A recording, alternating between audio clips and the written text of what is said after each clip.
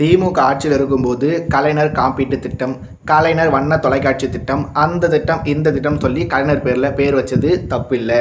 அதே மாதிரி அதிமுக ஆட்சியில் இருந்தப்ப அம்மா உணவகம், அம்மா மடிக்கணினி திட்டம், அம்மா அந்த திட்டம், அம்மா இந்த திட்டம் சொல்லி அவங்களும் எண்ணற்ற அம்மா திட்டங்களை உருவாக்கியிருந்தாங்க. அதுலேயும் தப்பு இல்லை. இப்போ திரு விஜய் அவர்கள் தமிழ்நாடோட முதலமைச்சராக இருக்கிறதுனால அவர் பங்குக்கு வெற்றின்ற பேரில் எண்ணற்ற திட்டங்களை தொடங்குறாரு. அதுலேயும் எந்த தப்பும் இல்லை. எப்போ எந்த தப்பும் இல்லை.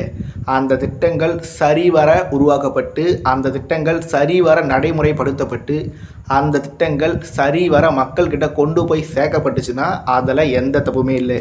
அது அம்மான்ற பேரில் இருந்தாலும் சரி, கலைஞர்ன்ற பேரில் இருந்தாலும் சரி, இல்லை விஜய்னா வெற்றி, வெற்றினா விஜய்ன்ற முறையில் வெற்றின்ற பேரில் இருந்தாலும் சரின்னு சொல்லி அந்த திட்டங்கள் மக்களுக்கு பயனளிக்கிற வகையில் சரிவர கொண்டு போய் சேர்க்கப்பட்டுச்சுன்னா அந்த திட்டம் என்ன பேரில் இருந்தாலுமே தப்பு இருக்க போகிறதில்ல.